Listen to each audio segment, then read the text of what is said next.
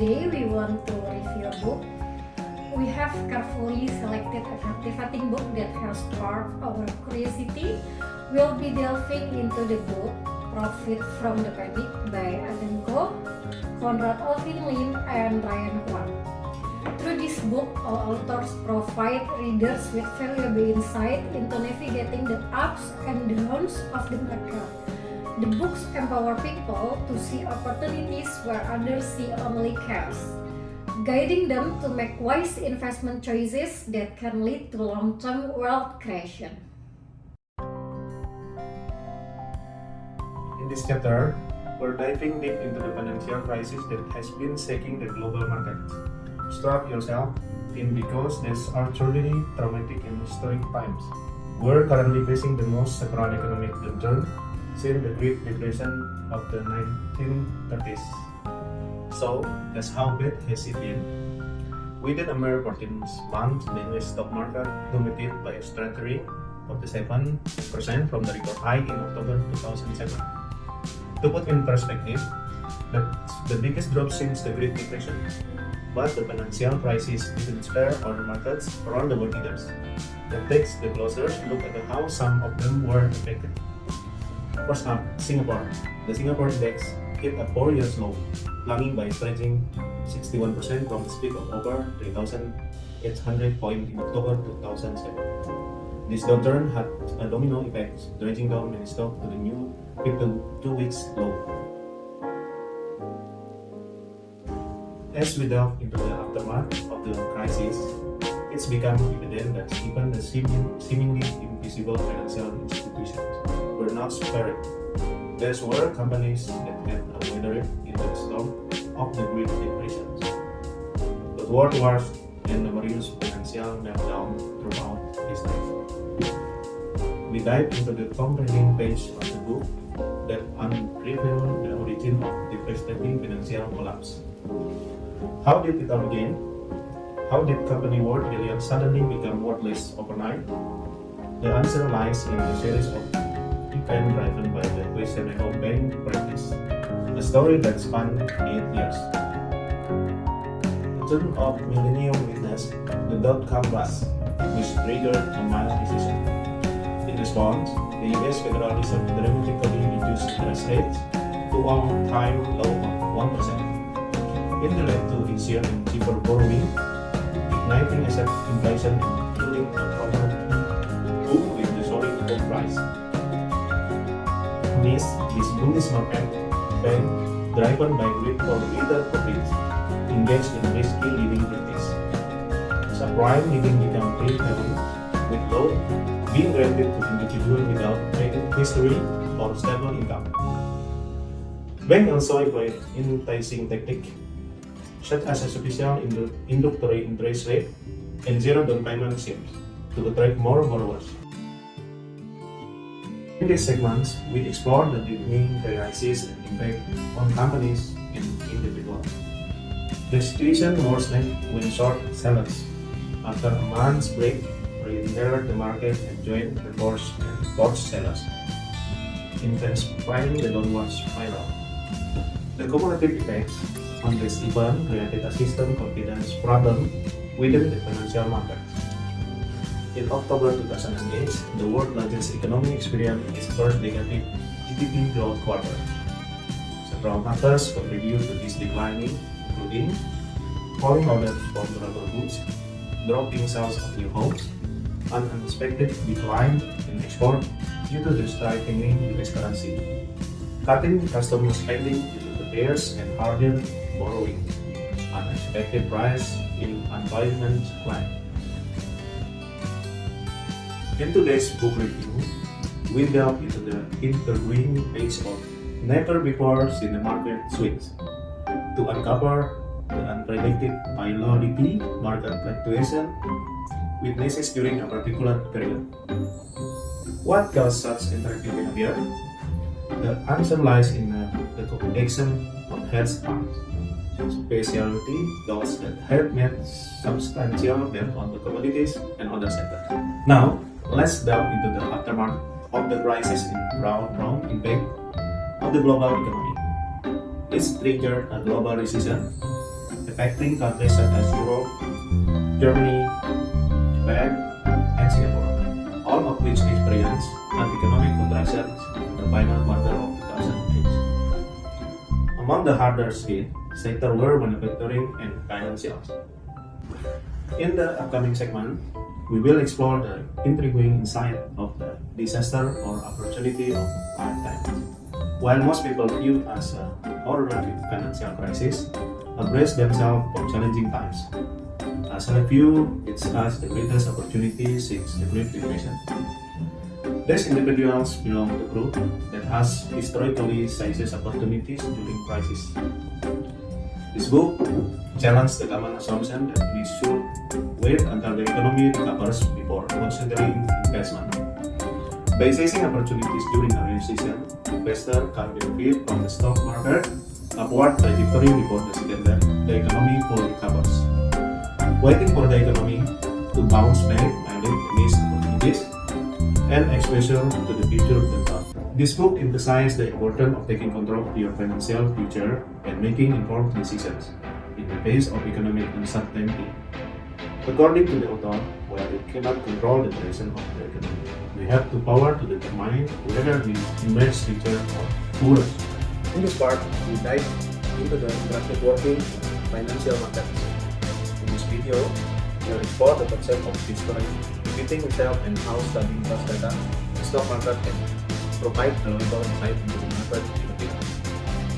Throughout history, we have innovations such as wheat and bear that remain constant driver of the market dynamics. But understanding this, we can make informed adjustments on the might happen next, especially in the aftermath of the recent crash.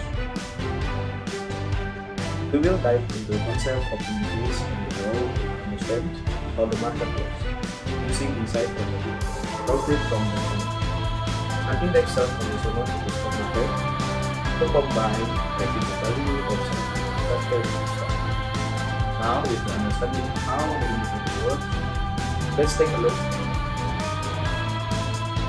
at how the US stock market has performed over the 15 years as improved the Dow, the S&P 500. In the short term, the stock market is highly volatile, like a roller coaster ride.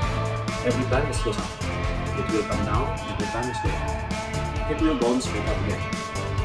Now, take a look at the market performance over the shorter term of 10 years period. Looking at periods of from 1970 to 1980, there were 2 downtrends and 3 uptrends. Imagine you invested in early 1973. Right before a 46% of drop in share value, many people would panic and sell, thinking investing is too risky. Let's take a look back at the stock market crash in the recent history and see what happened right after. The oil shock in 1973, major Arab oil producers announced an oil embargo against the United States and its rise in October of the year. They later rebounded and gained 300% over the next 12 years. In the previous chapter, you hear that the stock market always recover from a downturn. Some may even soar higher than before. How do we make it for it? What is the best buy to follow the market rebound? The easiest yield to profit strategy is buying the market, in other words, buying the index. Using exchange traded funds to buy market, actually this index is not active. However, you can purchase product called exchange traded funds or ETF, which track and record an index of the market in which you invest. Why buy ETF instead of mutual funds? This is an investment scheme in which a fund management company collects money from thousands of small investors. A fund manager will take this fund and invest it in a portfolio of stocks. These are wide range of exchange trade funds or ETF. The first one, also called SPDR, Standard and Poor Depository Receipt. Second is iShare. The third is Holder, Holding Company Depository Receipt. This is the most popular exchange-list ETF with hundreds of different types of ETF available on exchange.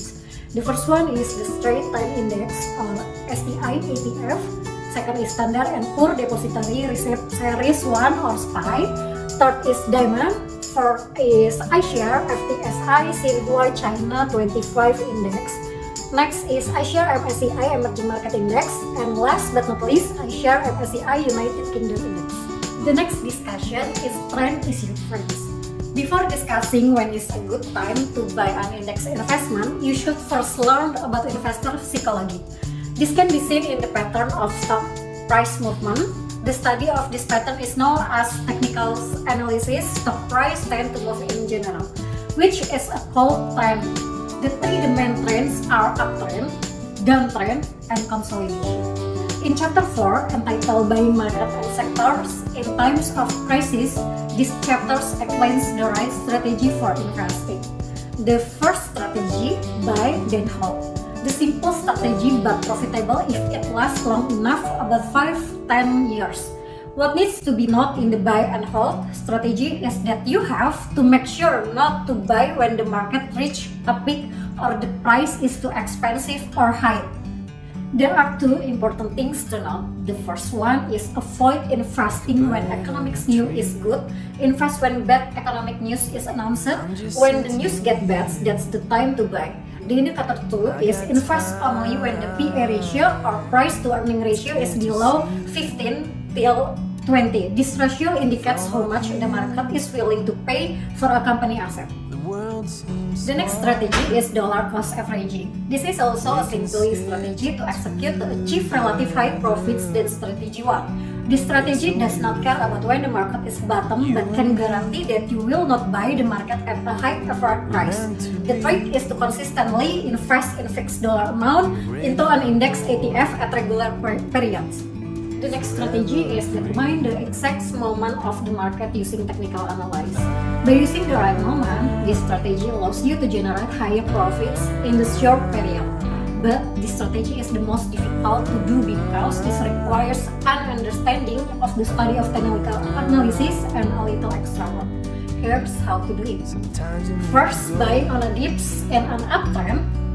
And second is selling when an uptrend refers to a downtrend. This is how to know when this happens. The first indicator is the stock or index price breaks below the long-term support line. The second indicator is the price of the stock or index penetrates below the moving average. And third is avoid buying during a downtrend, buying after a reversing trend. And last is a new uptrend is confirmed invest in certain sectors. As well as buying an index ETF that tracks all market movements, you can earn higher returns by targeting specific sector and industry in the market. In this chapter, you will find out how to select individual stocks that will be the first to recover and display outstanding performance when the market does. In this chapter, we will run to now tricks to recognize good and bad stocks. There is a little secret behind how many investment gurus earn billions.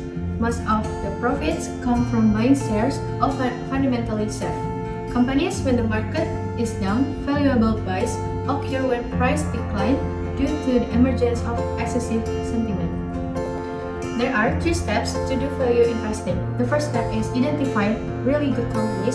The step 2 is buying their stock when it's cheap. And the last step is wait for the market to realize the true value of the stock.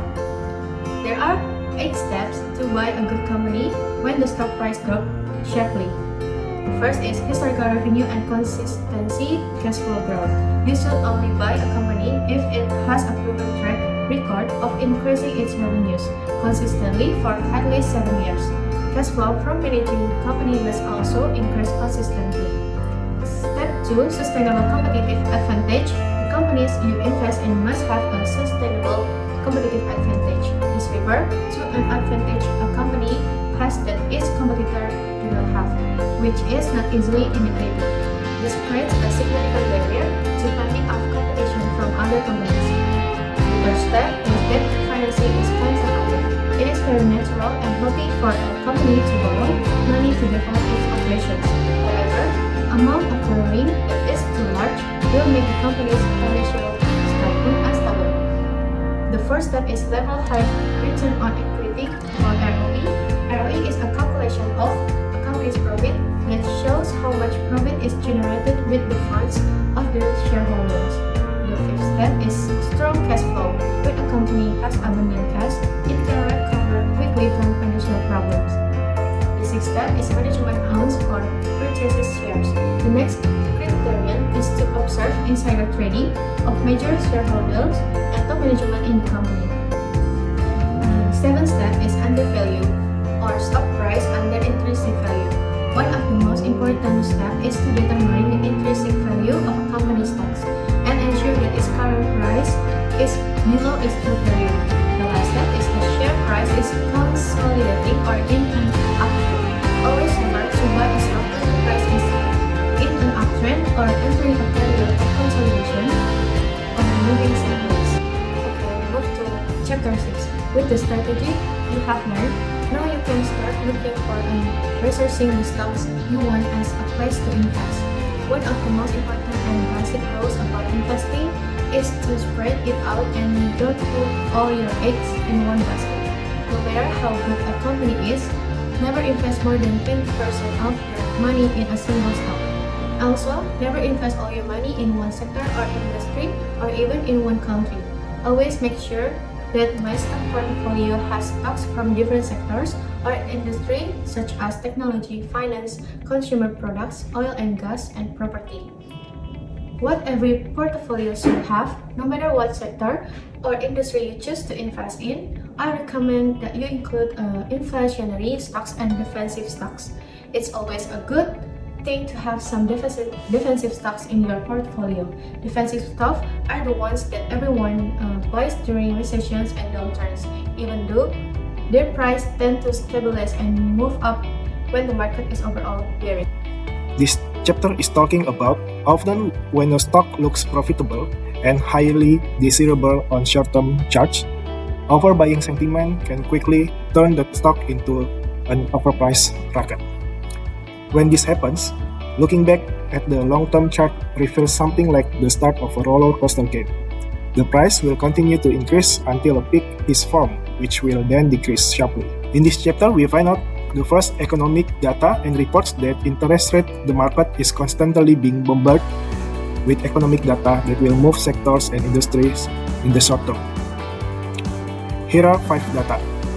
First, interest rate. Second, employment situation. PPI Producer Price Index, CPI Consumer Price Index, and ISM, Institute for Supply Management Index. You may just find out that investing requires hard work, and I think was true. One reason why many people fail as investors is because they think that investing is an easy way to make money. They think of it as a get-rich-quick plan and play the stock market like they would in casino. Successful investors know that there is no free lunch in this world. You can't make money consistently without hard work. Investing is a job like any other job.